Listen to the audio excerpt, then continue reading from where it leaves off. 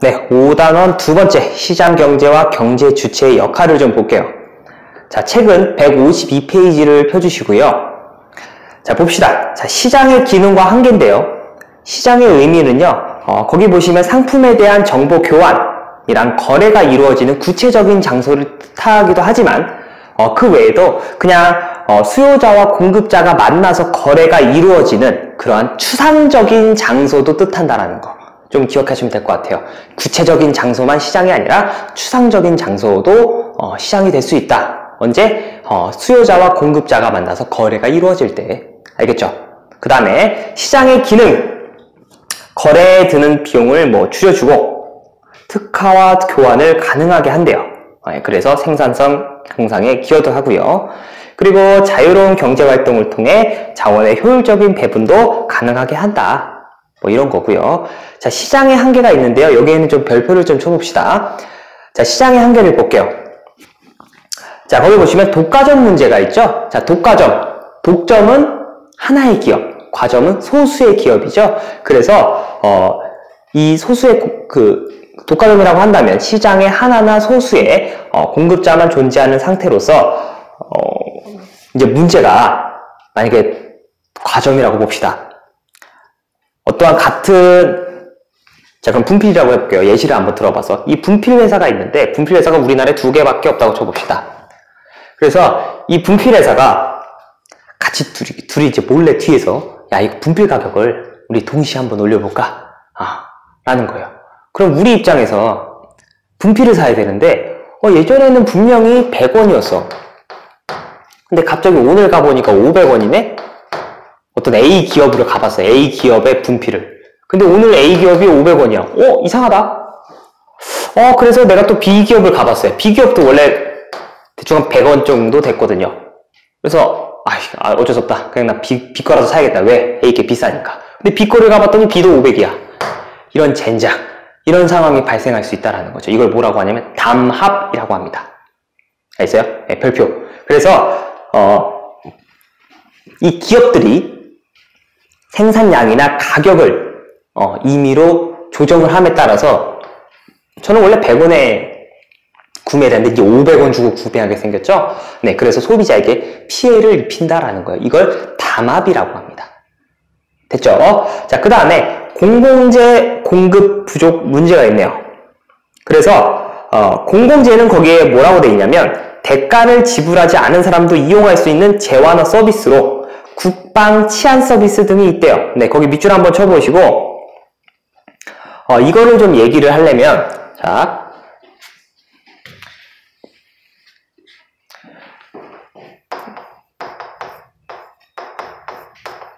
배제성과 경합성에 대해서 좀 알면 될 것 같아요. 자, 배제성은 뭐냐면요. 내가 어떠한 재화나 서비스를 내가 돈을 내고 이용을 했어요.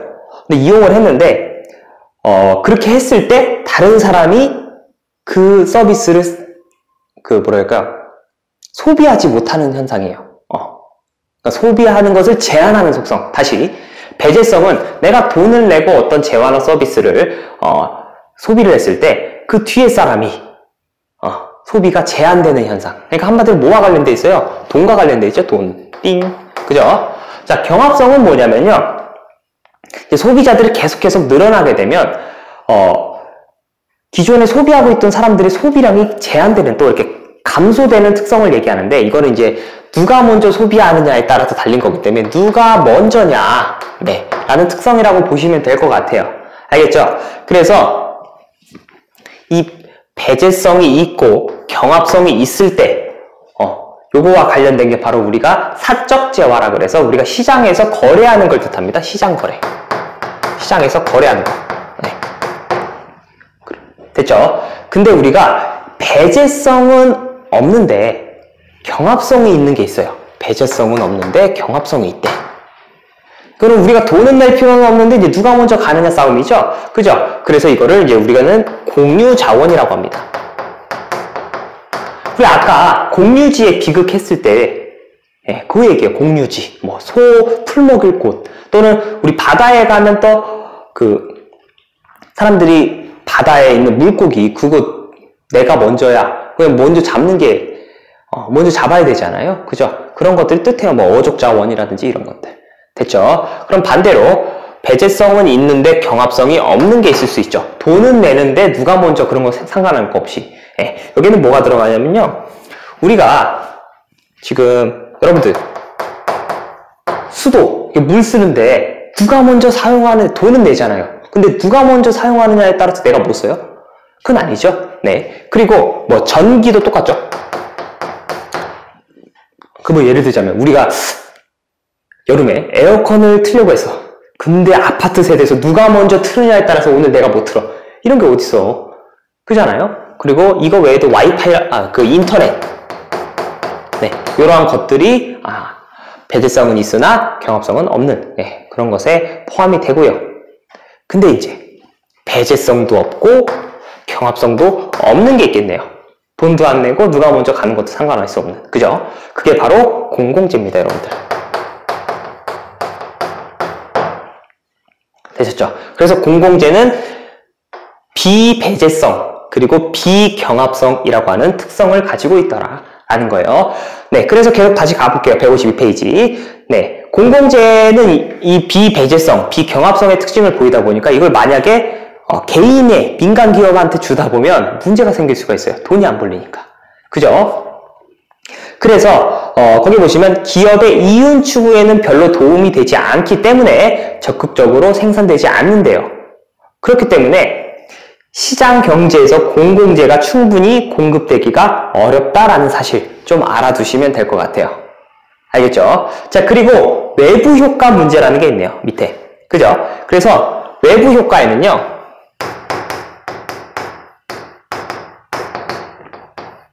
자, 외부 경제와 외부 불경제로 나뉘죠. 그죠? 외부 경제가 뭐냐면요. 내가 어떠한 행위를 했는데 이 행위로 인해서 다른 사람이 이익을 받게 되는 거예요. 그러니까 이런 거죠. 내가 만약에 아파트에서 우리 씻다가 노래를 불렀어. 막 진짜 미친 듯이 잘 불렀어. 근데 위층에서 이 노래 소리를 듣더니 와, 씨, 나도 신나고 계속 같이 불러. 막 We are the world이야. 막 We are the one이야. 우린 하나야. 막 그러면서 같이 불렀어. 그리고 내가 노래를 부른 행위로 인해서 위에 사람이 이득을 받고 있는 거죠. 그죠? 이게 외부 경제예요. 되셨습니까? 근데 중요한 건 내가 노래를 열심히 불렀어. 잘 불렀어. 그래서 이 사람이 감동을 먹었어. 근데 이 사람이 나한테 돈을 줄까요? 안 주죠. 그러다 보니까 나는 계속 이 행위를 할까요? 안 할까요? 안 하게 된다는 거예요. 왜? 나한테 보상이 안 주어지니까. 됐죠? 외부 불경제는 반대죠. 내가 어떠한 행위를 함에 의해서 얘가 스트레스 받는 거예요. 다른 사람이. 근데 나는 그거에 대해서 어떠한 대가를 지불하지 않는 거예요. 되셨습니까? 반대죠. 이번엔 내가 노래를 불렀는데 막 와 하면서 막 불렀는데 위에서 what the fuck 이러면서 이게 뭔 노래야 젠장 이렇게 스트레스 받는 거예요. 근데 나는 그거에 대해서 대가를 지불하지 않은 척. 네. 그러니까 나는 계속 그 노래를 할까요? 안 할까요? 계속 한다는 얘기예요. 이해가시죠? 반대란 얘기입니다. 이게 외부 효과와 관련된 건데요. 자, 일단 외부 경제를 또 볼게요. 어떤 경제 주체의 경제 활동이 다른 사람에게 이익을 주지만 보상을 받지 못한대요. 그러니까 활동을 지속하지 않는다는 거죠. 네. 보상이 없기 때문에 계속해서 안 한다는 얘기예요. 됐죠? 자, 외부 불경제. 어떤 경제 주체의 경제 활동이 다른 사람에게 피해를 입혔대요. 그럼에도 불구하고 제재를 받지 않는데, 제재를 받지 않으면 어떻게 한다고? 계속 한다는 얘기예요. 되셨습니까? 네. 이런 것들이 시장의 한계인데요. 뭐 이거 이외에도 뭐 우리가 뭐 노사 간의 갈등이라든지 또는 인플레이션 현상이라든지 그죠? 그리고 뭐 실업이라든지 뭐 소득 불균형 이런 것들도 다 시장 실패에 들어가니까 그렇다라고 알면 될 것 같아요. 그리고 아마 선생님들께서 이 시장의 한계와 관련해서 예시를 좀 많이 주실 겁니다. 교과서에도 있고 그런 것들을 좀 잘 살펴보시면 될 것 같아요. 됐죠? 바로 오른쪽에 보시면 외부 효과의 해결이라는 게 있네요. 자, 외부 경제에서는 내가 보상을 받지 못하니까 계속 안 하는 거죠. 그럼 이게 계속 하게 되려면 뭘 주면 돼요? 보상을 해주면 되는 거죠. 됐죠? 거기 써있죠? 외부 경제 발생 시 생산이 늘어나도록 정부가 세금을 감면해 주거나 또는 보조금을 지급함, 보상을 해준다는 얘기죠. 그럼 계속 하게 된다 이거고. 됐죠? 그리고 외부 불경제 봅시다. 외부 불경제. 제재를 받지 않기 때문에 계속하게 된다는 거죠. 그래서 이게 발생을 했을 때 이 생산이 계속되지 않도록 정부가 뭐 해야 된다는 얘기요? 세금이나 벌금을 부과한다는 얘기죠. 제재를 가한다는 얘기죠. 됐죠? 이런 것들이 외부 효과를 해결할 수 있는 방안이더라 라는 거예요. 됐습니까? 네, 그 다음에 시장경제 참여자의 바람직한 역할을 좀 볼게요. 자, 정부를 보겠습니다. 독과점과 같은 불공정 거래 행위를 규제하도록 공정한 경쟁을 유도한대요. 그쵸? 네, 그리고 공공재를 생산하고 외부 효과를 개선해서 자원이 효율적으로 배분되도록 유도하고 빈부격차를 개선해서 사회 안정을 도모한대요. 네. 다 배웠던 거 지금 복습하고 있는 거죠. 네, 그리고 기업 볼게요. 뭐 생산성 향상, 고용 창출, 윤리적인 경영, 네, 이거를 위해서 노력해야 되면서 거기 보시면 불확실성에 도전하는 기업가 정신 밑줄, 기업가 정신 밑줄. 그래서 이거와 관련돼서 네, 슈페터라고 하는 학자가 뭐 한 말이 있는데 슈페터가 뭐라고 했냐면 네, 창조적 파괴라고 하는 그런 얘기를 합니다. 창조적인 파괴. 이건 뭐냐면 기술을 혁신함에 따라서 낡은 것들은 타파하고 새로운 것을 만들어서 이제 혁신을 이루자라고 하는 겁니다. 이게 슈페터가 주장했던 창조적 파괴라는 거고요. 됐죠? 기업가 정신 좀 알아두시고 그 다음 노동자 볼게요.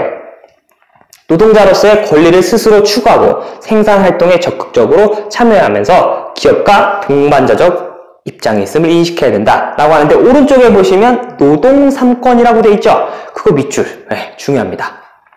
그래서 단결권, 단체 교섭권, 단체 행동권이 있는데 이 세 가지를 여러분들이 비교하셔야 돼요. 우리 그 법과 관련돼서 사단원에서 한번 배웠었는데 그때는 그렇게 크게 구분하진 않았어요. 근데 여기에서는 구분해서 알아두셔야 돼요. 사실 그때도 좀 구분해야 되는데 선생님의 성향에 따라서 좀 다를 수도 있지만 네. 그래서 단결권 봅시다. 단체를 근로자가 단체를 결성할 수 있는 거고요. 그리고 단체 교섭권,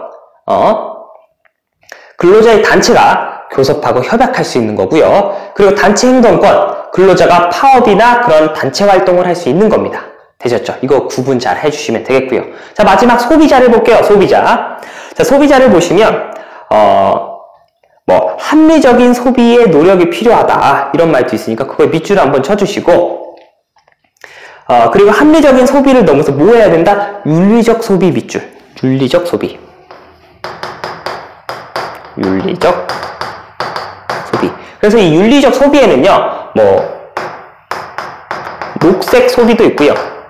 뭐 착한 소비도 있어요. 녹색 소비, 착한 소비. 이 녹색 소비는 그냥 이렇게 이해하시면 돼요. 녹색이라는 말이 들어가기 때문에 뭘 위한 소비다? 환경 보호를 위한 소비다. 네, 환경 보호. 네, 됐죠? 그리고 착한 소비는 뭐냐면요. 우리가 공정무역과 관련된 거. 공정무역. 우리 커피를 살 때도 이거와 관련돼서 얘기 나온 게 커피를 살 때도 그 커피 원두를 재배한 사람한테 또는 이제 그걸 재배를 할 때 노동자들이 있잖아요. 그 사람들한테 좀 배분이 좀 퍼센테이지가 많이 가도록 하는 네, 그런 커피 매장을 이용한다. 네, 이런 것들이 여기에 들어가겠죠. 됐죠? 네.